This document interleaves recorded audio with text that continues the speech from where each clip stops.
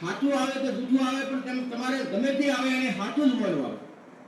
ત્યારે એ ટાઈમની અંદર પોતે પ્રયાગત ચાલુ કરી તો પાંડવ કુળની અંદર ભીમ અર્જુનની જ્યારે વાળી આવી ત્યારે કીધું કે ભાઈ અર્જુન મહા એવો બાણાવડો હતો કે એક બાણ મારતો તો જેના 1000 બાણ થતા, અને ભીમ એવો મહાબળિયો યોદ્ધો હતો કે જેના એક હાથ નહીં માર્યો કે 1000 હાથીઓનો બળ.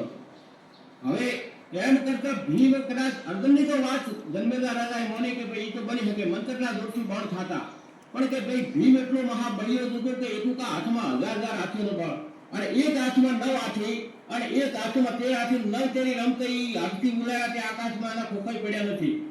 એ આયા જન્મેદાર ન માન્યું કે ભાઈ આ કોઈ જૂઠ છે, કેટલું જૂઠ હોય, એક હાથમાં 9 હાથી ને એક હાથમાં 13 હાથી, અને આકાશમાં 9 તેરી રમતા ઉલાયા તેના ખોખાઈ પડ્યા નથી. એ પોતે ન માન્યું. હવે એ પ્રિયાગતિ સંપૂર્ણ એની પૂર્ણાવતી કરી તરફ જોયું એટલે આખો કોટ નિવારણ થઈ ગયો, પણ પેલું નતું માન્યું એટલે પીલડીની અંદર એક નિશાની રહી. ત્યારે જન્મેદાર રાજાએ પોતે કીધું કે ભાઈ કોટ નિવારણ છો પણ આ નિશાની રહી એનું કારણ એ કે તમારા આત્મા તમે પૂછો, તમે એક ક્ષણે રૂકારો બંધ કર્યો તો સદય બાળકને ખબર હતી.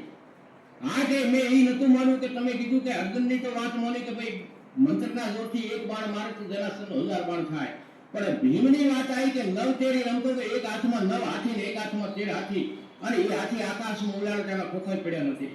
આ વાત કે મારા માનવામાં આવી ગઈ. ત્યાર પછી આગળ સંજય બારોટ મહાન વિદ્વાન ને બહુ અભ્યાસ કરતા હતા. એમને એને વિદ્યાના જોરથી 36 વાયુ આકાશના બંધ કર્યા. 36 વાયુ બંધ કરી એ હાથીના ખોખા નાખવા પાડ્યા અને એમને સાબિત કરાવ્યું. પછી પોતે મનન કર્યું તો એનો કોટ નિવારણ થયો.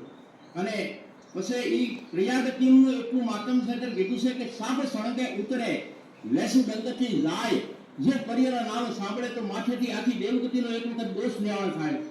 એની સાબિતી છે. એક વખત ગમે એટલું જિંદગીની અંદર મહાપાપ કરેલું હોય તો એ પ્રિયાગતિના ખાલી અભળવા માત્ર છે એનું નિવારણ થાય. હા. હવે